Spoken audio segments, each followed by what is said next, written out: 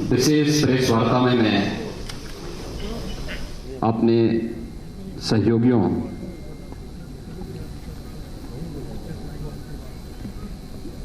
उप मुख्यमंत्री द्वय श्री केशव प्रसाद मौर्य जी, डॉक्टर दिनेश शर्मा जी, संगठन के प्रदेश के अध्यक्ष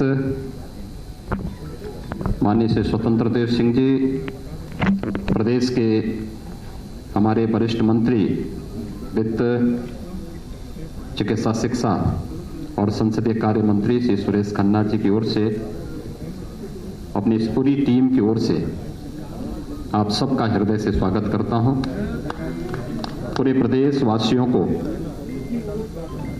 आदरणीय प्रधानमंत्री जी के मार्गदर्शन में,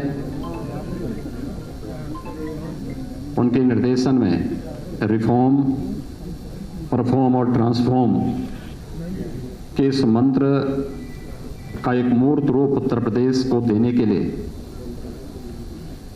उत्तर प्रदेश में हुए व्यापक परिवर्तन के लिए उत्तर प्रदेश के 24 करोड़ जनता का अभिनंदन करते हुए उन्हें हृदय से बधाई देता हूं। मुझे हार्दिक संतुष्टि की अनुभूति है कि उत्तर प्रदेश में ठीक आज ही के दिन 4 वर्ष पहले भारतीय जनता पार्टी नेतृत्व की सरकार के सामने उत्तर प्रदेश का दायित्व हमारी सरकार ने संभाला था और पिछले 4 वर्षों के दौरान आदरणीय प्रधानमंत्री जी के मार्गदर्शन में उस समय के राष्ट्रीय अध्यक्ष और राज्य के गृह मंत्री माननीय अमित शाह जी, भारतीय जनता पार्टी के केंद्रीय नेतृत्व और प्रदेश संगठन के पदाधिकारियों और मंत्रिमंडल के अपने सभी सहयोगियों की मदद से हम लोगों ने प्रदेश के अंदर जो परिवर्तन किया है, आज मैं विश्वास के साथ कह सकता हूं कि इस परिवर्तन ने उत्तर प्रदेश को एक नई पहचान दी है। आज उत्तर प्रदेश बीमारू राज्य की श्रेणी से उभर करके देश की सबसे बड़ी अर्थव्यवस्था के रूप में उभरा है। जिस उत्तर प्रदेश की आबादी सर्वाधिक थी, लेकिन जब अर्थव्यवस्था की बात आती थी या प्रदेश में निवेश की संभावनाओं की बात आती थी, निवेश अनुकूल वातावरण से जुड़े हुए मुद्दों की बात आती थी या उत्तर प्रदेश के प्रति व्यक्ति आय की बात आती थी, तो इसमें हम लोग प्रथम 3 स्थानों में कहीं नहीं टिकते थे। यही नहीं, प्रदेश के अंदर बेरोजगारी की दर, आबादी अधिक थी तो बेरोजगारी की दर भी उतनी ही अधिक होगी। लेकिन मुझे बताते हुए प्रसन्नता की अनुभूति है कि आज उत्तर प्रदेश निवेश अनुकूल वातावरण बनाने में पूरी तरह सफल रहा। ईज ऑफ डूइंग बिजनेस में, यानी व्यवसाय की सुगमता में, आज उत्तर प्रदेश देश के अंदर 15-16 में जो रैंकिंग हमारी 14वें स्थान की थी, आज वह 2रे स्थान पर है। देश की 2015-16 में उत्तर प्रदेश की जो अर्थव्यवस्था 5वें-6ठे स्थान पर थी, आज वह 2री अर्थव्यवस्था के रूप में देश में उभरा है और प्रति व्यक्ति आय भी उत्तर प्रदेश में हम लोगों ने इस दौरान जो प्रयास प्रारंभ किए, रोजगार की व्यापक संभावनाओं को आगे बढ़ाया है। प्रदेश के अंदर हर एक सेक्टर में इंफ्रास्ट्रक्चर के लिए, लोक कल्याण के लिए, एमएसएमई या एग्रीकल्चर के फील्ड में जो कार्य हुए हैं, इसके बहुत सार्थक परिणाम सामने आए हैं और इसका परिणाम है कि आज प्रति व्यक्ति आय भी दुगने से अधिक उत्तर प्रदेश के अंदर मात्र 4 वर्ष के अंदर देखने को मिली है। ये जो यात्रा है 4 वर्षों की, ये उत्तर प्रदेश के ओवरऑल परसेप्शन को बदल करके उत्तर प्रदेश के बारे में देश और दुनिया के सामने एक सकारात्मक माहौल देखने को मिला है। इस सकारात्मक माहौल को बनाने में आदरणीय प्रधानमंत्री जी का मार्गदर्शन, मेरी टीम के सभी सहयोगियों के परिश्रम और प्रदेश की जनता ने जनप्रतिनिधियों के साथ मिलकर के जो फील्ड में रहकर के प्रशासनिक टीम के साथ मिलकर के कार्य किया है, ये टीम वर्क जो हर एक क्षेत्र में देखने को करने को प्राप्त हुए हैं, आज उसका परिणाम है कि उत्तर प्रदेश देश के अंदर नए भारत के नए उत्तर प्रदेश के रूप में उभरा है। मित्रों, ये वही उत्तर प्रदेश है जिस उत्तर प्रदेश में आज से 4 वर्ष पहले तक केंद्र की किसी भी योजना में उसका कहीं कोई स्थान नहीं होता था। ये सभी योजनाएं आम नागरिक के जीवन में व्यापक परिवर्तन का कारक बनी हैं। उस समय भी बन सकती थी। याद करिए 2014 में जब प्रधानमंत्री मोदी जी ने देश के प्रधानमंत्री के रूप में शपथ ग्रहण किया था और उसके उपरांत एक एक करके जो योजनाएं देश के अंदर लागू हुई, उन योजनाओं को समयबद्ध ढंग से तत्कालीन सरकार ईमानदारी के साथ उत्तर प्रदेश के अंदर लागू करती, बहुत बड़ा परिवर्तन उस समय किया जा सकता था। सरकारों ने रुचि नहीं दी या उससे पहले उस प्रकार की सोच नहीं थी। केंद्र सरकार के साथ मिलकर के राज्य ने जो उपलब्धियां हासिल की, उसका परिणाम है कि आज हम लोग प्रधानमंत्री आवास योजना में देश के अंदर, चाहे वह ग्रामीण क्षेत्र हो या शहरी क्षेत्र की प्रधानमंत्री आवास योजना में उत्तर प्रदेश नंबर 1 स्थान पर है। स्वच्छ भारत मिशन जो देश के अंदर दुनिया का सबसे बड़ा एक अभियान था, जिसने प्रत्येक नागरिक के जीवन में व्यापक परिवर्तन करने के साथ ही नारी गरिमा का भी जो प्रतीक बना, इसने व्यापक परिवर्तन का कारण, सबसे बड़ी चुनौती इस मार्ग में उत्तर प्रदेश था। उत्तर प्रदेश ने 2017 से जो कार्य प्रारंभ किया, 2,61,00,000 से अधिक शौचालयों का निर्माण करके देश के अंदर प्रथम स्थान भी प्राप्त किया। केंद्र सरकार की वे सभी योजनाएं, प्रधानमंत्री उज्ज्वला योजना, प्रधानमंत्री सौभाग्य योजना, प्रधानमंत्री उजाला योजना, प्रधानमंत्री किसान सम्मान की योजना, यानी इससे जुड़ी हुई जितनी भी योजनाएं थी, इन सभी योजनाओं में उत्तर प्रदेश जहां पहले बहुत पीछे हुआ करता था, किसी में 23वें नंबर पर, किसी में 27वें नंबर पर, आज उन सब में उत्तर प्रदेश अपनी एक बेहतरीन कार्य पद्धति के कारण पहले स्थान पर है। तो खाद्यान्न उत्पादन में भी उत्तर प्रदेश ने इस दौरान बेहतर प्रदर्शन किया है। हम लोगों ने इस दौरान प्रदेश के अंदर किसानों के हितों के लिए जो कार्य प्रारंभ किए, हम सब जानते हैं कि देश के अंदर किसान राजनीति के एजेंडे का हिस्सा ईमानदारी के साथ 2014 के बाद बना, जब सॉइल हेल्थ कार्ड, प्रधानमंत्री फसल बीमा योजना, प्रधानमंत्री कृषि सिंचाई की योजना जैसी योजनाएं लागू हुई। लेकिन लागत का 1.5 गुना एमएसपी किसान को मिले, कि 2018 में प्रधानमंत्री मोदी जी ने इसे देश के अंदर लागू किया। उत्तर प्रदेश में 2017 में हम लोगों ने प्रोक्योरमेंट की पॉलिसी लागू की। रिकॉर्ड मात्रा में खाद्यान्न का क्रय हमने सरकारी क्रय केंद्रों के माध्यम से करना प्रारंभ किया और मुझे बताते हुए प्रसन्नता है कि डीबीटी के माध्यम से केवल खाद्यान्न का 66,000 करोड़ रुपए से अधिक की राशि किसान के खाते में देने का कार्य इस दौरान सरकार ने किया।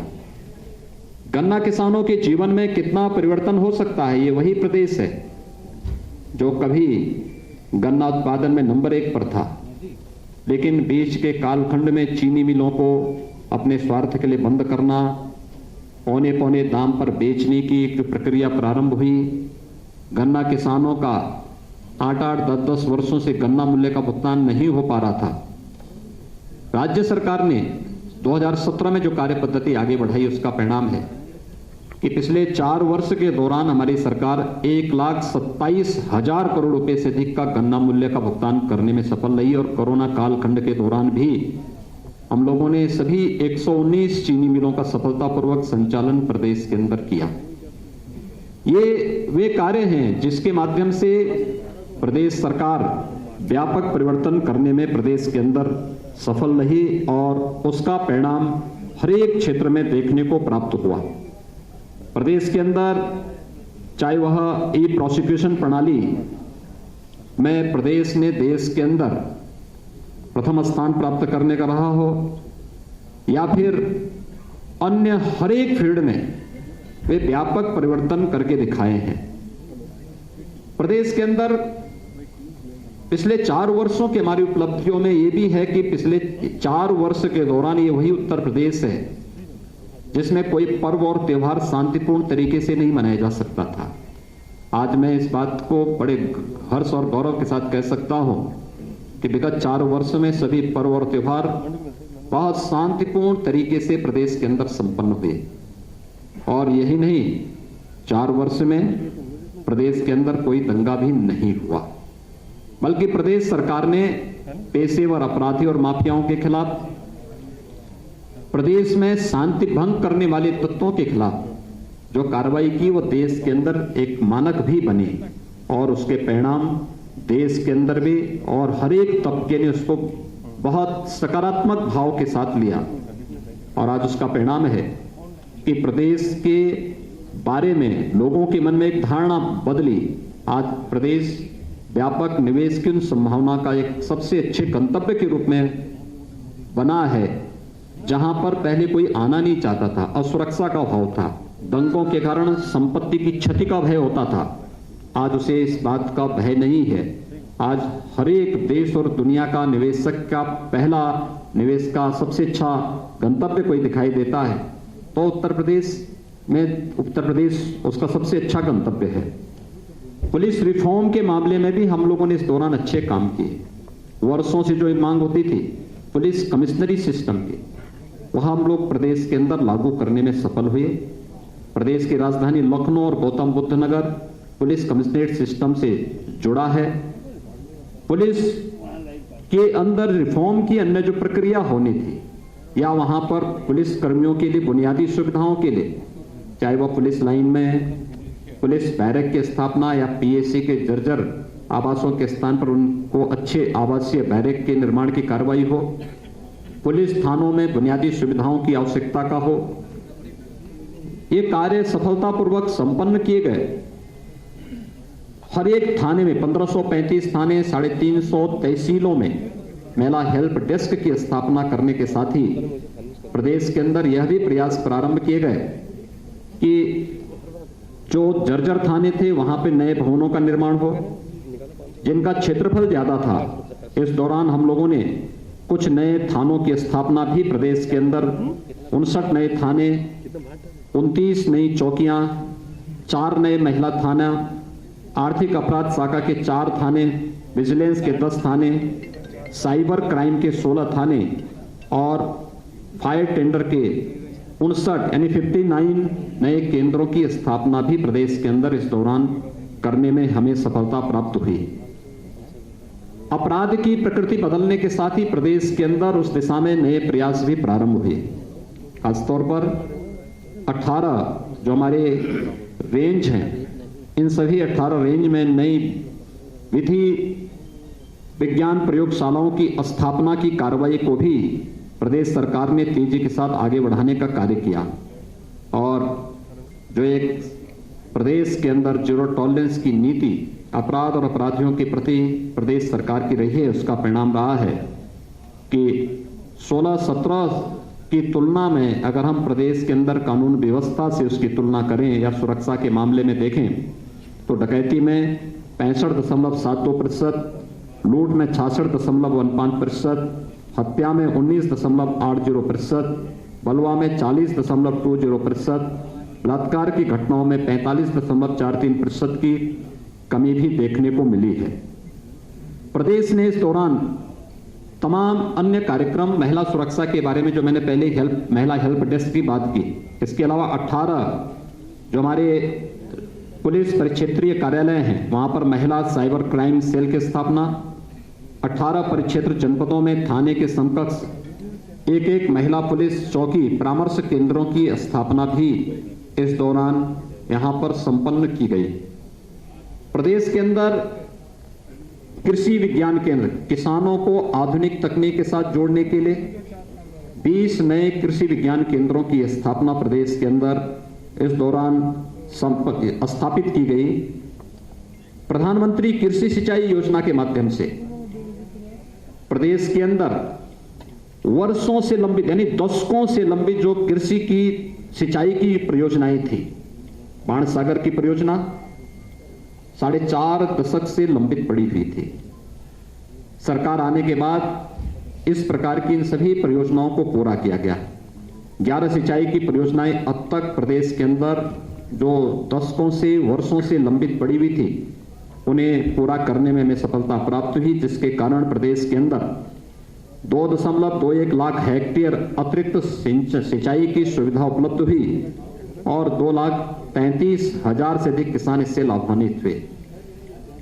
इस वर्ष के अंत तक हम लोग लगभग 9 अन्य सिंचाई की परियोजनाओं को पूरा करने के लक्ष्य के साथ कार्य कर रहे हैं, जो प्रदेश के अंदर लगभग 16.5 लाख हेक्टेयर भूमि को अतिरिक्त सिंचन की सुविधा जिसके माध्यम से प्राप्त होने जा रही है और इसके माध्यम से 40,48,000 से अधिक किसान परिवार सीधे सीधे लाभान्वित होने जा रहे हैं।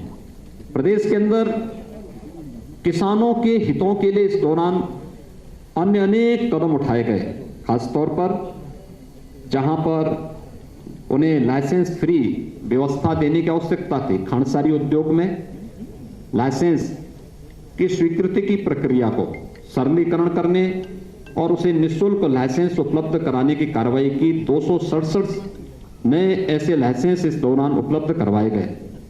220 नई जो मंडी स्थल निर्मित करने के कार्य हुए। 27 मंडियों के आधुनिकीकरण की कार्रवाई इस दौरान हुई।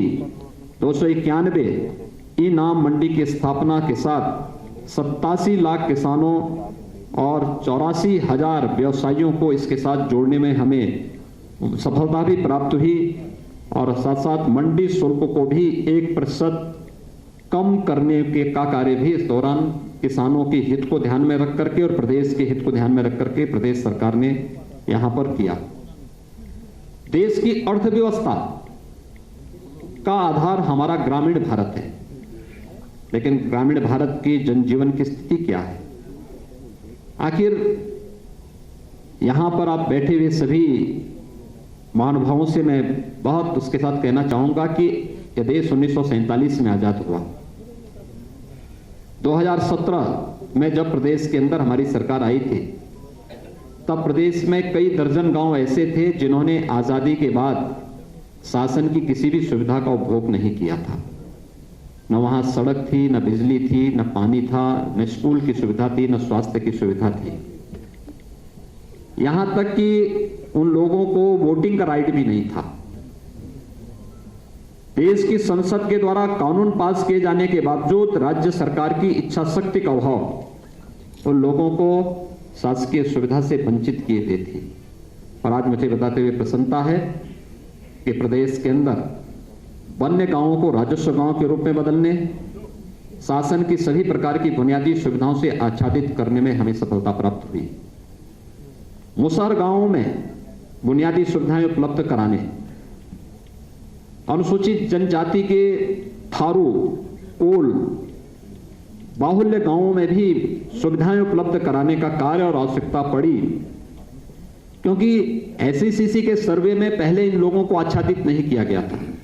2011-12 के सर्वे में इन लोगों को उपेक्षित छोड़ दिया गया था। हमारी सरकार ने इन्हें विभिन्न योजनाओं से आच्छादित करने के साथ ही वहां पर आवासीय सुविधा के लिए मुख्यमंत्री आवास योजना लागू की। और आज मुझे बताते हुए प्रसन्नता है कि सभी मुसहर गांव, सभी वन्य गांव, बनटांगिया गांव इन सुविधाओं से आच्छादित हो चुके हैं और प्रदेश सरकार ने नई योजना के अंतर्गत थारू, कोल और सहरिया जैसी जातियों को भी अब इससे कवर करने की कार्रवाई को आगे बढ़ाने का कार्य किया।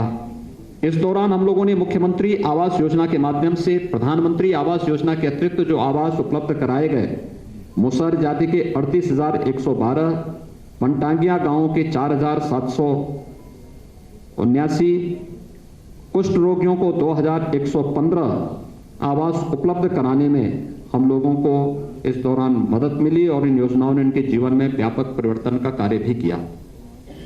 ग्रामीण क्षेत्र की अर्थव्यवस्था में कनेक्टिविटी का एक बड़ा योगदान है और प्रदेश के अंदर भी, आप याद करिए जब 2017 में प्रदेश के अंदर सरकार आई थी, तब प्रदेश के अंदर दो बातें बहुत साफ चलती थी, एक सड़क कनेक्टिविटी को लेकर के और दूसरा बिजली को लेकर के। ये मान्यता थी कि अगल बगल के सभी राज्यों में शाम के बाद बिजली चलती थी और जहां से अंधेरा शुरू होता था लोग मानते थे उत्तर प्रदेश की सीमा शुरू हो गई है। आज मैं कह सकता हूं उत्तर प्रदेश के अंदर विद्युत व्यवस्था को बेहतर करने में और बिना भेदभाव के शासन की योजना बिना भेदभाव की प्रत्येक नागरिक को मिलनी चाहिए और यह कार्य प्रदेश सरकार ने इस दौरान किया। हर जिला मुख्यालय को 24 घंटे, हर तहसील मुख्यालयों को 20 से 22 घंटे और ग्रामीण क्षेत्र में 16 से 18 घंटे की विद्युत की आपूर्ति करने के साथ ही 1,21,000 गांवों तक बिजली पहुंचाने का काम, यानी इंफ्रास्ट्रक्चर, नया इंफ्रास्ट्रक्चर खड़ा किया गया और 1,38,00,000 ग्रामीण परिवारों को निःशुल्क विद्युत कनेक्शन उपलब्ध करवाने में सरकार ने जहां सफलता प्राप्त की, वहीं साथ ही साथ इस दौरान कनेक्टिविटी को बेहतर किया गया। इंटर स्टेट कनेक्टिविटी, प्रदेश की सीमा नेपाल राष्ट्र से भी जुड़ी हुई है। बिहार, छत्तीसगढ़, झारखंड, मध्य प्रदेश, राजस्थान, उत्तराखंड, हरियाणा, उत्तराखंड और दिल्ली राज्यों से भी जुड़ी हुई है। ये इंटर स्टेट कनेक्टिविटी को भी बेहतर करने, 4 लेन की कनेक्टिविटी के साथ जोड़ने, हर जिला मुख्यालय को 4 लेन की कनेक्टिविटी के साथ जोड़ने, तहसील और विकासखंड मुख्यालयों को 2 लेन के साथ जोड़ने और ग्रामीण क्षेत्रों की सड़कों की भी सुदृढ़ीकरण का कार्य सफलतापूर्वक इस दौरान प्रदेश के अंदर करने में सफलता प्राप्त हुई। प्रदेश के अंदर वे क्षेत्र जहां पर जनवरी के बाद से पेयजल का संकट खड़ा होता था, खासतौर पर बुंदेलखंड और बिंद क्षेत्र, आज मुझे बताते हुए प्रसन्नता है कि आदरणीय प्रधानमंत्री जी की अनुकंपा से हम लोगों ने बुंदेलखंड में जल जीवन मिशन के अंतर्गत वहां पर हर घर नल की योजना लागू कर दी है और इस वर्ष के अंत तक प्रयास है कि ज्यादातर गांवों में शुद्ध पेयजल की आपूर्ति होती हुई दिखाई देगी। यानी ये एक व्यापक परिवर्तन के कारण है। हमने खेत को भी पानी दिया, हर घर को भी शुद्ध पेयजल की आपूर्ति के साथ जोड़ने का कार्य किया जा रहा है और यह बुंदेलखंड क्षेत्र के साथ एक बुंदेलखंड और बिंद क्षेत्र में यह कार्य जहां प्रारंभ हो चुका है, वहीं प्रदेश के 30,000 अन्य राजस्व गांवों के लिए भी जल जीवन मिशन के अंतर्गत शुद्ध पेयजल की आपूर्ति के लिए डीपीआर की कार्रवाई अंतिम चरणों में चल रही है और बहुत शीघ्र इन 30,000 गांवों के लिए भी पेयजल की आपूर्ति की कार्रवाई जल जीवन मिशन के अंतर्गत लागू करने का कार्य प्रदेश सरकार करने जा रही है। ये केवल पेयजल की स्कीम लगाना नहीं, 10 वर्षों तक वहां पर इस योजना को सफलतापूर्वक संचालन करने की जिम्मेदारी भी उस कार्यदायी संस्था को निभाना है, जो कार्यदायी संस्था इस स्कीम को वहां पे लागू करेगी और यह कार्य यहां पर हम लोग प्रदेश के अंदर सफलतापूर्वक लागू किए हैं। प्रदेश के अंदर निराश्रित गो आश्रय स्थलों के लिए भी प्रदेश सरकार ने व्यापक कार्य योजना बनाकर उसे लागू किया। मुझे बताते हुए प्रसन्नता है कि हम लोगों ने इस संबंध में 3 स्कीम पहले से ही लागू की है, जिसमें निराश्रित गो आश्रय स्थल जो प्रदेश सरकार के द्वारा संचालित ग्रामीण और शहरी दोनों क्षेत्रों में संचालित हो रही है, इसमें 5.5 लाख से अधिक गोवंश हमारे पास पहले से निराश्रित गो आश्रय स्थलों में है। दूसरी स्कीम हमारी इसमें है जिसमें सहभागिता योजना के अंतर्गत अगर कोई किसान अपने घर में एक एयरटेक किए हुए गोवंश को रखता है तो उस गोवंश को हम एक किसान परिवार को अधिक से अधिक 4 गोवंश तक उपलब्ध कराते हैं, तो वह किसान परिवार को हम लोग 900 रुपये प्रति गोवंश हर महीने भी उपलब्ध करवाते हैं। हर महीने इसका भौतिक सत्यापन भी होता है लगभग 80,000 गोवंश इस प्रकार से किसान परिवारों को उपलब्ध कराए गए हैं। और मुझे बताते हुए प्रसन्नता है कि निराश्रित गौ आश्रय स्थलों से प्रदेश सरकार ने उन परिवारों को, जो कुपोषित परिवार हैं, उन कुपोषित परिवारों को एक एक दूध देने वाली गाय भी उपलब्ध कराया, जिसमें गाय के साथ साथ 900 रुपये प्रति माह उन कुपोषित परिवारों को देने की योजना भी प्रदेश के अंदर लागू की गई है। और बहुत सारे कुपोषित परिवार इस योजना का लाभ ले रहे हैं, जिसमें गाय के साथ साथ 900 रुपये प्रति माह उस परिवार को उस सेवा के बदले मिल रहे हैं। सरकार ने यह भी निर्णय लिया है कि वह हर न्याय पंचायत स्तर पर निराश्रित गौ आश्रय स्थलों की स्थापना के कार्य को युद्ध स्तर पर आगे बढ़ाएगी। एंटी भूमाफिया टास्क फोर्स ने प्रदेश के अंदर इस दौरान अच्छा काम किया। 60,62,000 से अधिक जो वाद थे उसका निस्तारण किया। 54,000 हेक्टेयर से अधिक लैंड को भूमाफियाओं के कब्जे से मुक्त कराने में हमें सफलता प्राप्त हुई। और ये भूमाफियाओं के कब्जे से छुड़ाई गई भूमि, ये हमारे लिए प्रदेश के अंदर निवेश के लिए एक लैंड बैंक का भी काम की। लेकिन साथ साथ यह उन गरीब परिवारों को जिनके पास अभी तक अपना आवास बनाने के लिए कोई भूमि नहीं थी, उन्हें भूमि का पट्टा वहां पर उपलब्ध कराने में भी हमें मदद मिली। प्रधानमंत्री स्वामित्व योजना के माध्यम से प्रदेश के अंदर 2 लाख से अधिक भूस्वामियों को उनकी जिस जमीन पर उनका मकान है उसका स्वामित्व के कागजात भी उन्हें उपलब्ध कराने में सफलता प्राप्त हुई। तो वरासत अभियान के माध्यम से भी 8,87,000 से अधिक ऐसे प्रकरण थे जिसके माध्यम से हम लोगों ने प्रदेश के अंदर सफलता प्राप्त की और सफलतापूर्वक इन सभी समस्याओं का समाधान करने में भी प्रदेश सरकार को सफलता प्राप्त हुई। मित्रों, ये वही प्रदेश है जहां पर कोई निवेशक निवेश नहीं करना चाहता था। और मुझे बताते हुए प्रसन्नता है कि पिछले 4 वर्ष के दौरान प्रदेश के अंदर 3 लाख करोड़ रुपए से अधिक का निवेश प्रदेश के अंदर हुआ। 35 लाख से अधिक प्रदेश के युवाओं को सीधे सीधे इससे नौकरी वहां पर उपलब्ध हुई। ये प्रदेश के अंदर निवेश की उन संभावनाओं को आगे बढ़ाता दिखाता है जो प्रदेश ने 2017 प्रदेश में सरकार आने के तत्काल बाद हम लोगों ने 21 अपनी सेक्टोरियल पॉलिसीज के माध्यम से जो कार्य प्रारंभ किए थे। निवेश मित्र पोर्टल, जिसमें हम लोगों ने 227 सेवाएं इसमें दी थी।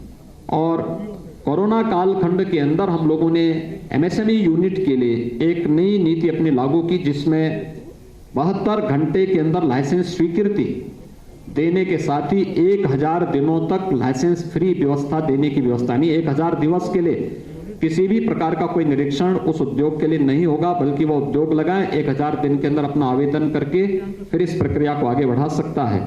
और यह परिणाम रहा है कि आज प्रदेश के अंदर व्यापक पैमाने पर निवेश भी हुआ है, रोजगार की संभावनाएं भी आगे बढ़ी हैं। और खासतौर पर कोरोना कालखंड के अंदर जो चीजें देखने को मिली हैं, खास इस दौरान लगभग 56,000 करोड़ रुपए से अधिक का निवेश प्रदेश के अंदर हुआ है, जिसमें देश का पहला डिस्प्ले यूनिट उत्तर प्रदेश के अंदर लग रहा है। उत्तर भारत का पहला डाटा सेंटर पार्क भी उत्तर प्रदेश के अंदर ही स्थापित हो रहा है। और अन्य तमाम योजनाएं भी हम लोगों ने प्रदेश के अंदर इस दौरान लाने में सफलता प्राप्त हुई। खासतौर पर आइकिया का जो फर्नीचर और हाउस होल्ड से जुड़ी हुई दुनिया की जो प्रख्यात कंपनी है, उसका निवेश भी इस दौरान उत्तर प्रदेश के अंदर देखने को मिला है। प्रदेश के अंदर इसके साथ ही हमारी परंपरागत उद्यम को प्रोत्साहित करने की एक जनपद एक उत्पाद की जो योजना है, आज वह देश और दुनिया के अंदर बहुत लोकप्रिय हुई है। इसने परंपरागत उद्यम को एक नई उड़ान दी है, एक नई पहचान दी है। इसने प्रदेश के एक्सपोर्ट को बढ़ाने में भी काफी मदद की है। और आज इसका परिणाम है कि प्रदेश के अंदर जो हम लोगों ने इस क्षेत्र में कार्य प्रारंभ किए, उद्यम सारथी ऐप प्रदेश के अंदर लॉन्च किया गया। इसके माध्यम से विभिन्न रोजगार परक कार्यक्रमों को आगे बढ़ाने का कार्य बनाया गया। और इसका परिणाम था कि प्रदेश के अंदर 50 लाख से अधिक नए एमएसएमई इकाइयों की स्थापना हुई। 2,13,000 करोड़ रुपए से अधिक का बैंक से ऋण उपलब्ध करवाने में हमें इसके माध्यम से मदद मिली और 1,80,00,000 से अधिक रोजगार का सृजन केवल इन एमएसएमई यूनिट के माध्यम से हमें प्रदेश के अंदर इसके माध्यम से प्राप्त हुई।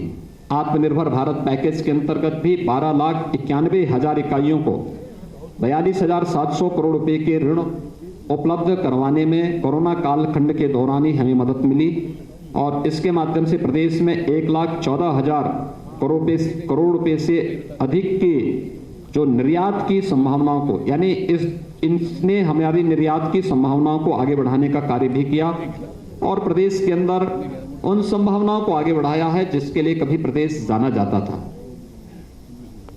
प्रदेश के अंदर ग्रामीण क्षेत्र के विकास के साथ ही शहरी क्षेत्रों के विकास में भी जो एक बुनियादी सुविधाओं के लिए, शहरी जीवन के लिए एक आम नागरिक तरसता है, वहां पर उस प्रकार की सुविधाएं उसे कैसे प्राप्त हों।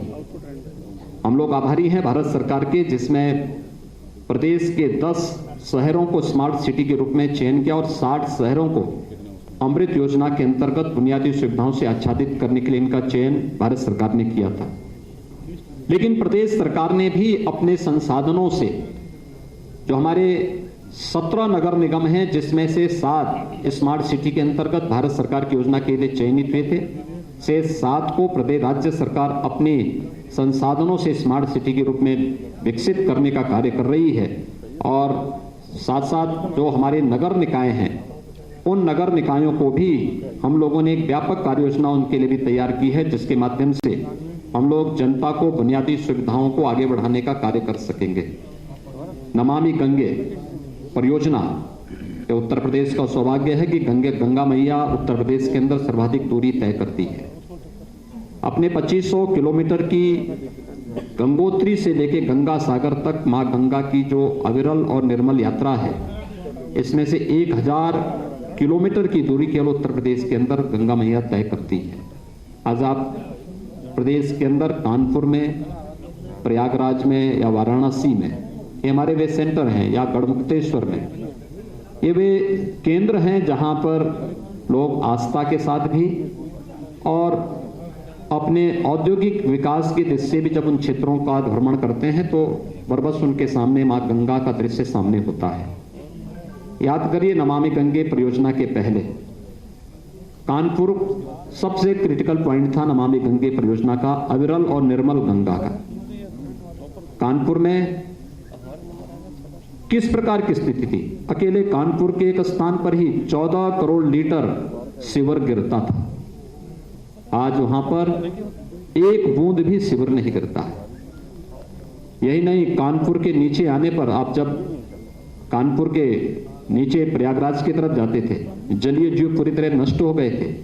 आज फिर से वहां पर जलीय जीव देखने को मिल सकते हैं और गंगा जिस डॉल्फिन के कारण विख्यात हुई थी, डॉल्फिन के दर्शन फिर से हमें गंगा की निर्मल धारा के साथ देखने को मिल सकता है। प्रयागराज कुंभ इसका एक बहुत अच्छा उदाहरण है, क्योंकि प्रयागराज कुंभ ने व्यवस्था, सुरक्षा और स्वच्छता का एक मानक वैश्विक मंच पर कुंभ जैसे आयोजन के माध्यम से रखा था। इसके पीछे आदरणीय प्रधानमंत्री जी की सोच तो थी, उनका मार्गदर्शन भी था, लेकिन साथ साथ गंगा की नमामि गंगे परियोजना की सफलता भी इस आयोजन के साथ जुड़ी हुई थी। गंगा की निर्मल जल की धारा ने प्रयागराज कुंभ को और एक नई ऊंचाई तक पहुंचाने में बहुत बड़ी मदद की थी और एक कार्य सफलतापूर्वक हम लोगों ने उस अवसर पर किया।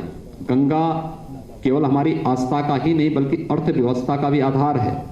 आज देश का पहला जो जल मार्ग है वह उत्तर प्रदेश के अंदर हल्दिया से वाराणसी तक बनकर के तैयार हो चुका है और इसमें कोरोना कालखंड के अंदर बहुत सारी चीजों को प्रदेश के अंदर खाद्यान्न, सब्जी, फल आदि को एक्सपोर्ट करने का उपयोग हम लोगों ने इस जल मार्ग का किया था।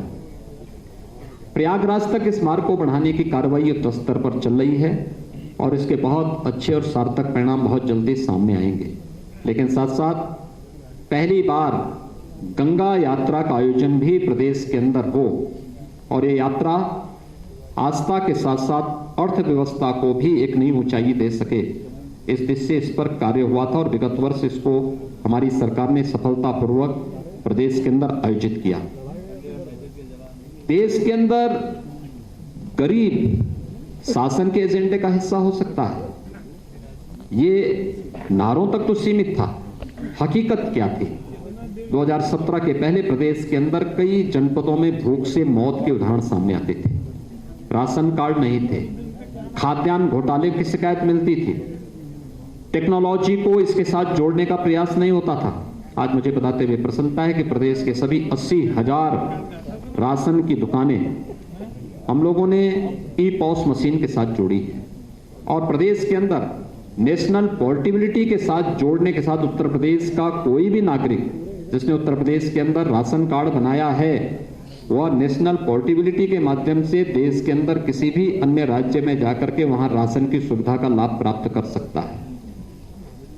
ई-पॉस मशीन और नेशनल पोर्टेबिलिटी के माध्यम से प्रदेश ने इस तकनीक का उपयोग करके 1200 करोड़ रुपए की राजस्व की सालाना बचत भी की है। यही चीजें बताती हैं कि 1200 करोड़ रुपए कहीं ना कहीं ये बेईमानी और भ्रष्टाचार की भेंट चढ़ जाते थे। आज सरकार ने इसका लाभ भी प्राप्त किया है। प्रदेश 80 लाख स्ट्रीट लाइट को भी एलईडी स्ट्रीट लाइट में बदलने वाला राज्य है। इसके माध्यम से भी व्यापक पैमाने पे कार्बन उत्सर्जन के साथ साथ हमें जो ऊर्जा की बचत इसके माध्यम से हुई है यह अलग है। ई टेंडरिंग को लागू करने वाला, प्रभावी ढंग से लागू करने वाला पहला राज्य उत्तर प्रदेश है और इसके माध्यम से भी प्रदेश ने भारी सफलता प्राप्त की है। जहां हर एक क्षेत्र में प्रदेश ने नई नई सफलताएं अर्जित की इन 4 वर्षों में शिक्षा के क्षेत्र में भी आमूलचूल परिवर्तन हुआ है। प्रदेश के अंदर 2017 के पहले नकल के अड्डे हमारे माध्यमिक और उच्च शिक्षा के केंद्र बने हुए थे। आज मुझे बताते हुए प्रसन्नता है कि प्रदेश के अंदर नकल विहीन परीक्षा का एक नया मानक खड़ा हुआ। दूसरा, बेसिक शिक्षा परिषद, माध्यमिक शिक्षा परिषद, उच्च शिक्षा में शिक्षा के क्षेत्र में जो व्यापक परिवर्तन किए वह उन स्कूलों में और उन क्षेत्रों में हुए परिवर्तन के माध्यम से देखा जा सकता है। अकेले बेसिक शिक्षा परिषद के स्कूलों में 4 वर्ष के दौरान 54 लाख से अधिक बच्चे इसमें प्रवेश किए। प्रदेश सरकार ने ऑपरेशन कायाकल्प के माध्यम से 1.25 लाख से अधिक विद्यालयों में बुनियादी सुविधाएं से आच्छादित उन्हें किया। वहां पे फ्लोरिंग की व्यवस्था, फर्नीचर की व्यवस्था, बालक बालिकाओं के लिए अलग अलग टॉयलेट की व्यवस्था या अन्य बुनियादी सुविधाओं के साथ साथ अन्य सुविधाएं भी उपलब्ध कराने के साथ ही स्मार्ट क्लासेस भी वहां पर देने में सफलता प्राप्त की। माध्यमिक शिक्षा के क्षेत्र में भी व्यापक परिवर्तन हुए। एनसीईआरटी का पाठ्यक्रम वहां लागू करने में मदद मिली। उच्च शिक्षा के क्षेत्र में भी जहां पर व्यापक परिवर्तन करने के साथ ही 3 नए विश्वविद्यालय सहारनपुर, अलीगढ़ और आजमगढ़ में बनाने का मार्ग प्रशस्त हुआ, तो प्रदेश के अंदर निजी विश्वविद्यालयों की स्थापना का कार्य संपन्न हो सके, इसके लिए भी प्रदेश सरकार ने बहुत अच्छी सफलता प्राप्त की है और यह कार्य हमारा बहुत अच्छे ढंग से आगे बढ़ रहा है। प्रदेश के प्रतियोगी छात्रों के लिए हम एक मंच दे सकें। प्रदेश सरकार ने हमने कोरोना कालखंड के अंदर देखा था, बहुत सारे बच्चे हमारे ऐसे थे जो राज्य के बाहर प्रतियोगी परीक्षाओं की तैयारी करने के लिए गए थे। लॉकडाउन के बाद जब उनके सामने संकट आया तो राज्य सरकार को फिर उन्हें सुरक्षित वापस लाने की आवश्यकता महसूस हुई, उनको उनके घरों तक पहुंचाने का काम किया। मुख्यमंत्री अभ्युदय योजना, मुझे बताते हुए प्रसन्नता है कि 18 लाख से अधिक बच्चे इस समय मुख्यमंत्री अभ्युदय योजना के साथ फिजिकली और वर्चुअली जुड़ चुके हैं, जिसमें उन्हें विभिन्न प्रकार की प्रतियोगी परीक्षाओं के साथ साथ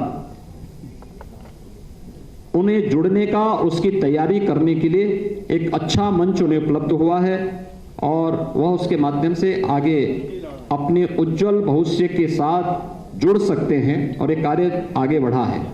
इस दौरान प्रदेश सरकार ने पिछले 4 वर्ष के अंदर श्रद्धेय अटल बिहारी वाजपेयी जी के नाम पर चिकित्सा विश्वविद्यालय की स्थापना लखनऊ में, मेरठ में स्पोर्ट्स विश्वविद्यालय, प्रयागराज में विधि विश्वविद्यालय, और गोरखपुर में आयुष विश्वविद्यालय की स्थापना की कार्रवाई को भी आगे बढ़ाया है। प्रदेश के अंदर एक फॉरेंसिक इंस्टीट्यूट की स्थापना का कार्य लखनऊ में हम लोगों ने आगे बढ़ाया है। 51 नए राजकीय महाविद्यालयों, 24 राजकीय पॉलिटेक्निक, 4 राजकीय इंजीनियरिंग कॉलेजेस और लगभग 260 ITI की स्थापना के कार्य को भी प्रदेश सरकार ने प्राथमिकता के आधार पर इस दौरान आगे बढ़ाने का कार्य किया। तो श्रमिकों के बच्चों के लिए, जो रजिस्टर्ड श्रमिक हैं, उनके लिए 18 अटल आवासीय विद्यालय हर एक कमिश्नरी मुख्यालयों में स्थापित हो सके, जहां पर, क्योंकि रजिस्टर्ड श्रमिक अलग अलग समय में अलग अलग जगह काम करते हैं और उससे सबसे ज्यादा सफर उनके बच्चे करते थे। राज्य सरकार ने उनकी व्यवस्थित अच्छी शिक्षा के लिए 18 कमिश्नरी मुख्यालयों में 18 अटल आवासीय विद्यालयों के माध्यम से उनकी शिक्षा दीक्षा की पूरी व्यवस्था और उत्तम शिक्षा की व्यवस्था उनके लिए करने के लिए व्यवस्था लागू की है। मित्रों, स्वास्थ्य क्षेत्र में जो कार्य हुए हैं, कोरोना प्रबंधन का कार्य आप सबके सामने है। जो उत्तर प्रदेश हेल्थ इंफ्रास्ट्रक्चर में सबसे कमजोर माना जाता था, देश के अंदर सबसे बड़ी आबादी के बावजूद कोरोना के 1 वर्ष के इस कालखंड के दौरान आप सबने इस बात को महसूस किया होगा कि उत्तर प्रदेश का प्रबंधन बेहतरीन रहा है। इसकी प्रशंसा वैश्विक संगठन, विश्व स्वास्थ्य संगठन ने भी इसकी प्रशंसा की। कोरोना प्रबंधन में हम लोग सफल रहे क्योंकि आदरणीय प्रधानमंत्री जी का मार्गदर्शन इस दिशा में प्राप्त होता था। लेकिन 4 वर्ष पहले जो नींव हम लोगों ने प्रदेश के अंदर रखी, मुझे आश्चर्य होता है, 1947 से 2016-17 तक प्रदेश के अंदर केवल 12 गवर्नमेंट मेडिकल कॉलेज बन पाए थे और 2016-17 से 2020-21 के बीच में वर्तमान में प्रदेश 30 नए मेडिकल कॉलेज की स्थापना प्रदेश के अंदर वर्तमान में हो रही है। 2 एम्स जो संचालित हो चुके हैं, एक गोरखपुर में, दूसरा रायबरेली में। ये दोनों OPD के साथ साथ वहां पर UG की क्लासेस वहां पे प्रारंभ हो चुकी हैं। ये प्रदेश के अंदर ये वे कार्य हैं जिसमें कोरोना प्रबंधन के साथ साथ हम लोगों ने इंसेफ्लाइटिस की रोकथाम करने के लिए भी जो कार्य किया है। आज मुझे बताते हुए प्रसन्नता है कि 38 जनपद प्रदेश के ऐसे थे जहां पर इंसेफ्लाइटिस से व्यापक पैमाने पे मौत होती थी। 1200-1500 मौतें केवल 1-2 मेडिकल कॉलेज और चिकित्सालयों में ही हो जाती थी और जो लोग घर से वहां नहीं पहुंच पाते थे उनकी संख्या अलग थी। आज मुझे बताते हुए प्रसन्नता है कि प्रदेश सरकार ने अंतर विभागीय समन्वय के माध्यम से इंसेफ्लाइटिस में बीमारी पे 75% और मौत के आंकड़ों में 95% नियंत्रण प्राप्त करने में सफलता प्राप्त की। स्वास्थ्य के प्रति व्यापक जागरूकता के लिए हर रविवार को प्रदेश के अंदर हर प्राथमिक स्वास्थ्य केंद्र में मुख्यमंत्री आरोग्य मेलों का आयोजन हो रहा है, जिसमें लाखों की संख्या में प्रदेशवासी उससे लाभ ले रहे हैं। न केवल स्वास्थ्य की सुविधा का, बल्कि केंद्र और प्रदेश सरकार की स्वास्थ्य संबंधी विभिन्न प्रकार की योजनाओं, पोषण से जुड़ी हुई योजनाओं का लाभ भी इसके माध्यम से लेने में सफलता प्राप्त हो रही है। आयुष्मान भारत योजना, मुख्यमंत्री जन आरोग्य योजना के दायरे को बढ़ाने का भी निर्णय प्रदेश सरकार ने किया है। हर किसान परिवार को, हर संगठित और असंगठित क्षेत्र के मजदूरों को भी इस योजना से आच्छादित करने की कार्रवाई प्रदेश के अंदर बेहतरीन तरीके से आगे बढ़ाने का कार्य हुआ है। मित्रों, प्रदेश के अंदर इंफ्रास्ट्रक्चर, उत्तर प्रदेश 1947 से 2016 तक केवल 2 एक्सप्रेसवे बना पाया था और 4 वर्ष के दौरान प्रदेश सरकार 5 नए एक्सप्रेसवे के साथ आज कनेक्टिविटी के लिए बेहतरीन मंच उपलब्ध करा रहा है। 2017 तक प्रदेश के अंदर एयर कनेक्टिविटी 2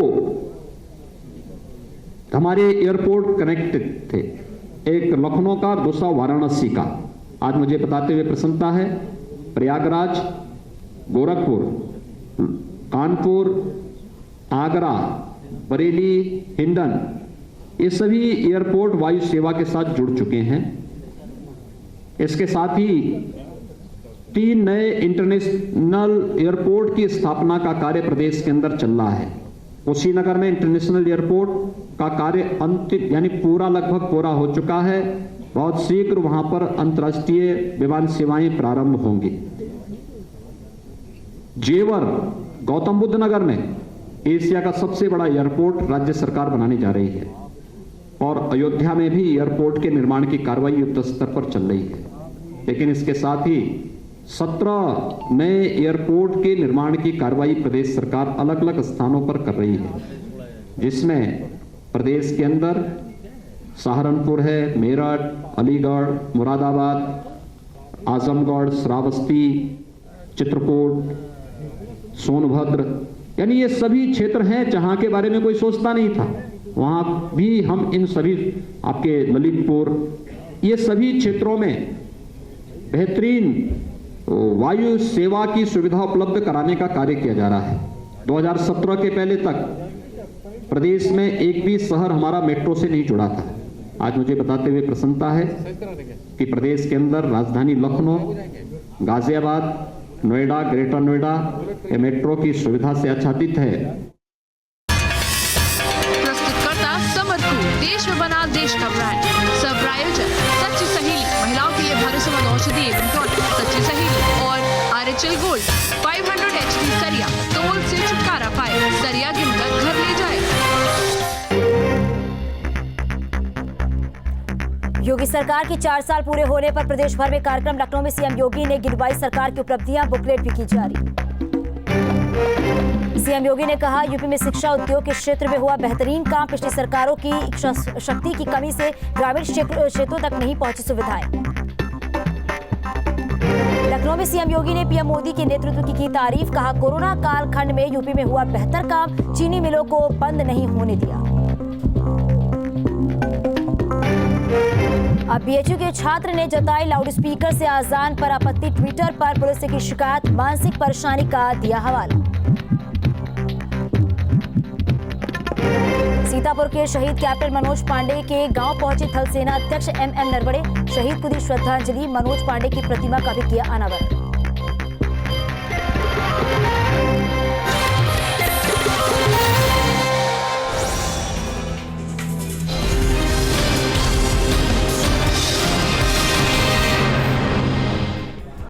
अलग अलग चरणों में 15,000 रुपए का एक पैकेज एक बालिका को उपलब्ध कराने की व्यवस्था हो।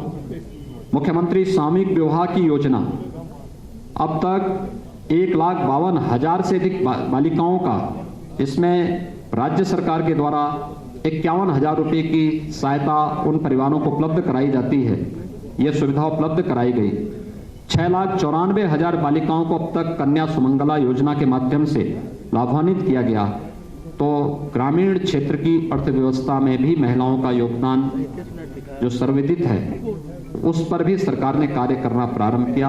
हर ग्राम पंचायत में एक बैंकिंग कॉरेस्पॉन्डेंट सखी की तैनाती करने की कार्रवाई, या फिर ग्रामीण क्षेत्र में राशन कोटे की दुकान जहां पर विवादित हो जाती है, वहां पर महिला स्वयंसेवी समूह को इसकी जिम्मेदारी उनको दे देना, या पोषण मिशन जो हमेशा विवादित रहा, इस पूरे मिशन को राज्य उत्तर प्रदेश पहला राज्य है जिसने यह निर्णय लिया कि प्रदेश के अंदर पोषण मिशन का कार्य महिला स्वयंसेवी समूह कर संभालेंगे, और इस कार्य को भी प्रदेश के अंदर लागू करने की कार्रवाई प्रदेश के अंदर लागू किया गया।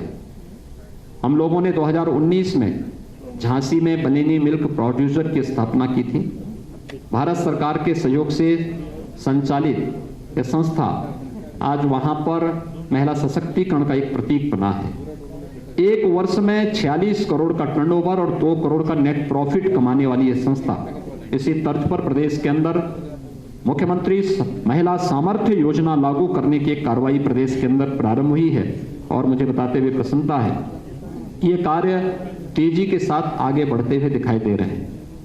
प्रदेश के अंदर पेंशन सुविधा का लाभ भी प्रदेश के अंदर हर एक तबके को देने का कार्य हुआ, और कितना इस फील्ड में हम लोगों ने परिवर्तन करके दिखाया है।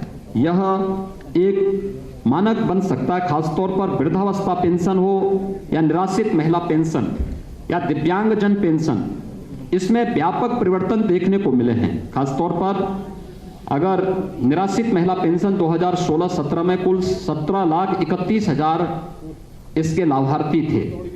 आज मुझे बताते हुए प्रसन्नता है कि प्रदेश के अंदर इस समय 27,95,000 इसके लाभार्थी वर्तमान में केवल निराश्रित महिला पेंशन के माध्यम से लाभान्वित हो रहे हैं। वृद्धावस्था पेंशन 2016-17 में कुल 37 लाख लोगों को ये सुविधा मिलती थी।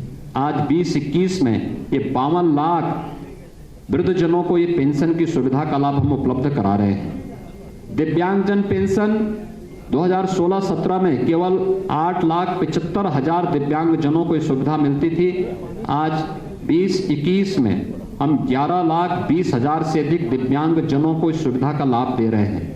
इसमें राशि भी बढ़ाई गई। दिव्यांगजन में 300 से 500 रुपये राशि की गई, वृद्धावस्था पेंशन में 400 से 500 रुपये राशि की गई। और इसके साथ ही प्रदेश के अंदर स्कॉलरशिप 2016-17 में केवल 50 लाख बच्चों को स्कॉलरशिप, अनुसूचित जाति, जनजाति और ओबीसी के 50 लाख बच्चों को इस सुविधा मिल पाती थी। आज 65 लाख बच्चों को इस सुविधा से लाभान्वित करने का कार्य प्रदेश के अंदर किया जा रहा है। ये पेंशन के साथ ही प्रदेश के अंदर पर्यटन और संस्कृति के क्षेत्र में भी बहुत बड़े कार्य प्रदेश के अंदर हुए हैं। 2016-17 में प्रदेश पर्यटन की दृष्टि से तीसरे नंबर पर था देश के अंदर। आबादी में सबसे पहले स्थान पर हम थे, लेकिन पर्यटन की सुविधाएं विकसित न होने के नाते, उधर अपेक्षित ध्यान न दिए जाने के नाते इसके कोई अपेक्षित लाभ प्रदेश को नहीं मिल पाता था। पर्यटन हमारे लिए केवल एक सामान्य लोक आय आवागमन के माध्यम नहीं है, बल्कि ये रोजगार सृजन के भी माध्यम है। प्रयागराज कुंभ ने उसका एक बहुत बड़ा आधार प्रस्तुत किया। और आज मुझे बताते हुए प्रसन्नता है, उत्तर प्रदेश धार्मिक पर्यटन में देश में नंबर 1 पर फिर से आ चुका है। प्रदेश इस दौरान अनेक अन्य सुविधाओं को प्रदेश कर, चाहे वो प्रयागराज कुंभ हो, इस दौरान पिछले 4 वर्ष के अंदर जो विभिन्न प्रकार के आयोजन, यूपी इन्वेस्टर समिट का आयोजन, प्रदेश के अंदर प्रवासी भारतीय दिवस का आयोजन, प्रदेश के अंदर हम लोगों ने इस दौरान प्रयागराज कुंभ का सफलतापूर्वक आयोजन करने, प्रदेश के अंदर युवा महोत्सव के सफलतापूर्वक आयोजन का श्रेय, या फिर विधानमंडल की 3 विशेष सम्मेलन आयोजित करने की कार्रवाई हो, जहां ये कार्य सफलतापूर्वक संपन्न हुए हैं। कोरोना कालखंड के अंदर अयोध्या में मर्यादा पुरुषोत्तम भगवान श्री राम के भव्य मंदिर के कार्य को आदरणीय प्रधानमंत्री जी के कर कमलों से शुभारंभ होना, यह भी प्रदेश के लिए एक बहुत बड़ी उपलब्धि रही है कि वर्षों से जन आस्था का सम्मान करने के समय जो एक आम जन की आवाज थी, उस आवाज को एक मान्यता मिली। और हम आभारी हैं आदरणीय प्रधानमंत्री जी ने समय देकर के जहां इस कार्य को आगे बढ़ाया, वहीं काशी में काशी विश्वनाथ कॉरिडोर के माध्यम से काशी को एक नई पहचान दिलाने की कार्रवाई, उसके पुरातन काया को नए कलेवर के रूप में वैश्विक मंच पर स्थापित करने की कार्य योजना हो, या मिर्जापुर में विंध्यवासिनी धाम को एक नए स्वरूप में देश और दुनिया के सामने प्रस्तुत करने का कार्य, अयोध्या को दीपोत्सव हो या बरसाना का रंगोत्सव का कार्यक्रम, काशी का देव दीपावली का कार्यक्रम हो, या फिर प्रदेश के अंदर तमाम उन स्थलों में, चाहे वह हेरिटेज टूरिज्म का हो या इको टूरिज्म की संभावनाओं को आगे बढ़ाने का है, ये सभी बहुत सारे क्षेत्रों में कार्यक्रम हो रहे हैं। हम लोगों ने प्रदेश के अंदर 4 फरवरी से चौरी चौरा महोत्सव के आयोजन को आगे बढ़ाया है। और इस वर्ष में देश की आजादी का अमृत महोत्सव भी प्रारंभ हो रहा है। ये प्रारंभ आदरणीय प्रधानमंत्री जी के कर कमलों से 11 मार्च को इसका शुभारंभ हो चुका है। और ये कार्यक्रम हमारे निरंतर आगे बढ़ते हुए दिखाई दे रहे हैं। और इन कार्यक्रमों के माध्यम से देश के उन सभी अमर शहीदों के प्रति, जिन्होंने देश की आज़ादी के लिए अपना सर्वस्व न्यौछावर किया था, उन सभी के प्रति हमारी विनम्र श्रद्धांजलि उन सभी के प्रति है। तो देश की आज़ादी के बाद देश की सीमाओं पर भारत की रक्षा करते हुए अपने आप को बलिदान करने वाले भारत के बहादुर जवानों के प्रति भी देश का नमन है और इसमें उत्तर प्रदेश सरकार पूरी प्रतिबद्धता के साथ कार्य कर रही है। मित्रों, प्रदेश ने विगत 4 वर्ष के दौरान हर एक फील्ड में कुछ न कुछ बेहतर करने का प्रयास किया, चाहे वह किसानों के लिए हो, महिलाओं के लिए हो या फिर नौजवानों के लिए हो। प्रदेश के अंदर निजी क्षेत्र के साथ साथ सरकारी क्षेत्र में 4 लाख से अधिक नौकरी और पारदर्शी तरीके से इन नौकरियों को प्रदेश के नौजवानों को उपलब्ध कराने में प्रदेश सरकार ने सफलता प्राप्त की। रोजगार और स्वरोजगार की व्यापक संभावनाओं को भी आगे बढ़ाने का कार्य प्रदेश सरकार ने इस दौरान पूरी सफलता के साथ प्रदेश के अंदर लागू किया है। प्रदेश के अंदर हर एक सेक्टर ने व्यापक परिवर्तन किया है और आज मैं कह सकता हूं कि जब 4 वर्ष का कार्यकाल आज हमारी सरकार का पूरा हुआ है तो 4 वर्ष के कार्यकाल प्रदेश को अब बीमारू राज्य की श्रेणी से उभार करके एक सक्षम और समर्थ राज्य के रूप में आगे बढ़ाने और देश की एक बड़ी अर्थव्यवस्था के रूप में स्थापित करने के 4 वर्षों का यह कालखंड रहा है। मुझे प्रसन्नता है कि 4 वर्ष के दौरान प्रदेश सरकार की सभी प्रकार की योजनाओं को आम जन तक पहुंचाने में आप सभी मित्रों ने जो सकारात्मक सहयोग किया है वह न केवल 4 वर्ष के दौरान हर एक योजना को, इसमें सरकार की अपनी भूमिका होती है, प्रशासन की अपनी सीमाएं होती हैं, संगठन के कार्यकर्ता उन्हें उन लोगों तक पहुंचाने का प्रयास करते हैं, लेकिन वही बातें जब मीडिया के माध्यम से आम जन तक पहुंचती हैं तो हर पक्ष उसका अवलोकन करता हुआ दिखाई देता है। एक सकारात्मक भाव के साथ प्रदेश के प्रति आप सभी ने प्रदेश के अंदर एक प्रत्येक जन के मन में जो एक सकारात्मक भाव पैदा करने का प्रयास किया है, मैं इसके लिए आप सबका हृदय से अभिनंदन करता हूं। प्रदेशवासियों को 4 वर्ष की इस यात्रा में सहभागी बनने के लिए उन सबका हृदय से अभिनंदन करता हूं। आदरणीय प्रधानमंत्री जी, आदरणीय राष्ट्रीय अध्यक्ष जी का, आदरणीय गृह मंत्री जी का, केंद्रीय मंत्रिमंडल के सभी सदस्यों का हृदय से आभार व्यक्त करते हुए अपने सभी सहयोगी मंत्रियों, जनप्रतिनिधियों, संगठन के पदाधिकारियों का भी मैं इस अवसर पर हृदय से उनका अभिनंदन करता हूं और 4 वर्ष की मंगलमय शुभकामनाएं सबके प्रति देते हुए विश्वास करता हूं कि हम सब मिलकर के प्रदेश को उन ऊंचाइयों तक पहुंचाएंगे जहां उत्तर प्रदेश की अर्थव्यवस्था देश की सबसे बड़ी अर्थव्यवस्था के रूप में स्थापित होगी, क्योंकि उन संभावनाओं के रास्ते प्रदेश सरकार ने तैयार किए हैं और मुझे लगता है कि अब उसमें थोड़ी और प्रयास करके हम लोग उस लक्ष्य को प्राप्त करने में सफल होंगे। मैं एक बार फिर से आप सबके सकारात्मक सहयोग के लिए आप सभी को हृदय से साधुवाद देता हूं, हृदय से बधाई देता हूं, अभिनंदन करता हूं। धन्यवाद। जय हिंद।